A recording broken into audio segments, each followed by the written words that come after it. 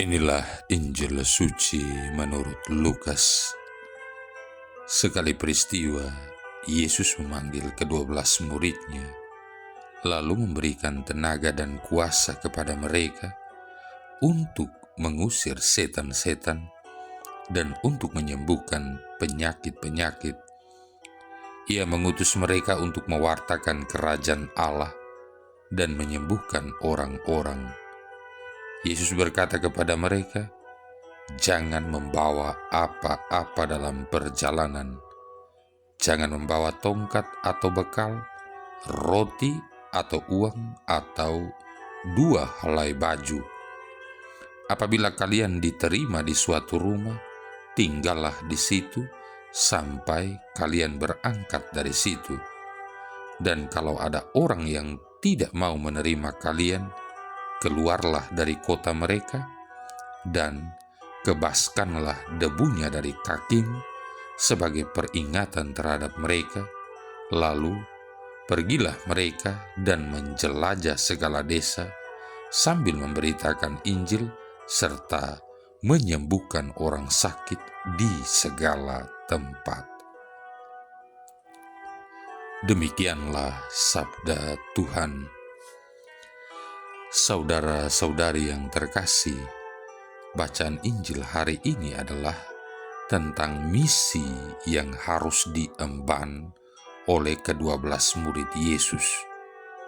Yesus mengutus mereka ke tengah dunia untuk membuat orang-orang menghadapi kehidupan mereka, membuat keputusan-keputusan tentang diri mereka sendiri dan dunia di mana mereka hidup, dan untuk membuat mereka dapat melihat nilai-nilai kehidupan yang mereka anut selama itu. Para rasul Kristus yang hidup dalam semangat kemiskinan, tidak membawa apa-apa dalam perjalanan mereka, memberikan mereka lebih banyak otoritas untuk berbicara, dimaksudkan untuk sedikit mendorong orang-orang untuk mengkonfrontir mereka, untuk meminta mereka membuat pilihan-pilihan yang sejalan dengan Injil Yesus Kristus. Para rasul itu diberi tugas untuk mewartakan kerajaan Allah dan menyerukan pertobatan. Pertobatan berarti tidak hanya rasa sesal sedih karena dosa, melainkan membereskan kembali seluruh kehidupan seseorang. Artinya, ada pembalikan 180 derajat dari jalan dosa ke jalan Allah. Dengan demikian, kita harus bertanya kepada diri sendiri dan menjawabnya, hidup macam apakah yang sesungguhnya saya inginkan? Keputusan-keputusan hidup mendasar apa saja yang harus saya buat berkaitan dengan karir saya, pekerjaan saya, relasi saya dengan anggota keluarga saya? Bagaimana dengan cara saya membesarkan anak-anak saya? Seringkali Yesus meminta kita, para pengikutnya, agar kita membuat pilihan-pilihan seperti itu, karena memang Yesus sendiri telah bersabda antara lain, "Siapa yang tidak bersama aku, ia melawan aku." Lukas bab 11 ayat 23. "Kamu tidak dapat mengabdi kepada Allah dan kepada Mammon." Lukas bab 16 ayat 13. "Setiap orang yang mau mengikut aku harus menyangkal dirinya, memikul salibnya setiap hari, dan mengikut aku." Lukas bab 9 ayat 23. Jadi, setiap orang harus membuat pilihan. Saudara-saudari yang terkasih, dalam artian yang praktis, hal ini berarti kita belajar untuk menjawab pertanyaan-pertanyaan seperti berikut ini. Bagaimana kiranya saya akan menerima berita bahwa saya terkena sakit penyakit berat seperti kanker? Apakah saya akan jatuh dalam depresi tanpa kesudahan? Apakah saya akan membuat diri saya sebagai pusat perhatian keluarga saya sehingga menyusahkan mereka semua?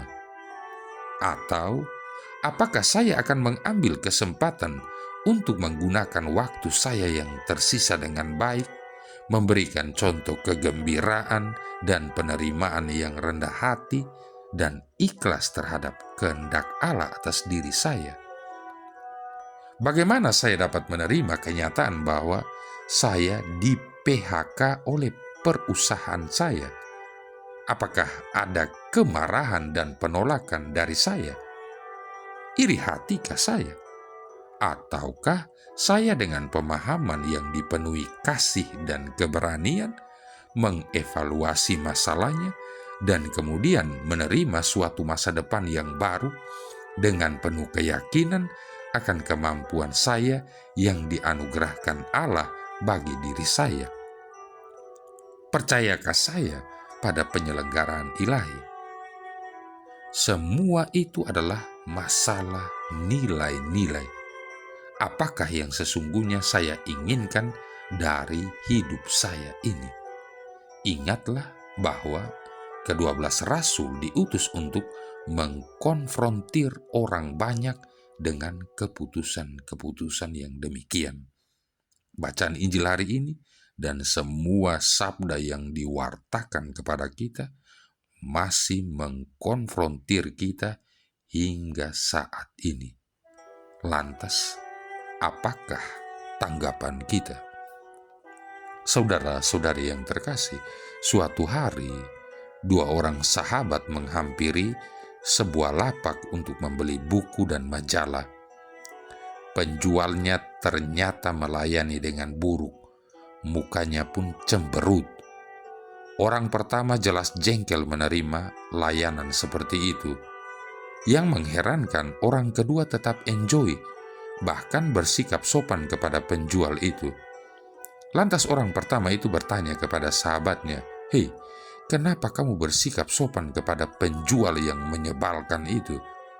Sahabatnya menjawab, "Loh, kenapa aku harus mengizinkan dia menentukan caraku dalam bertindak? Kitalah sang penentu atas kehidupan kita, bukan orang lain."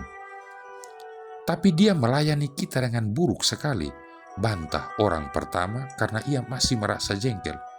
"Ya, itu masalah dia. Dia mau bad mood, tidak sopan, melayani dengan buruk, dan yang lainnya.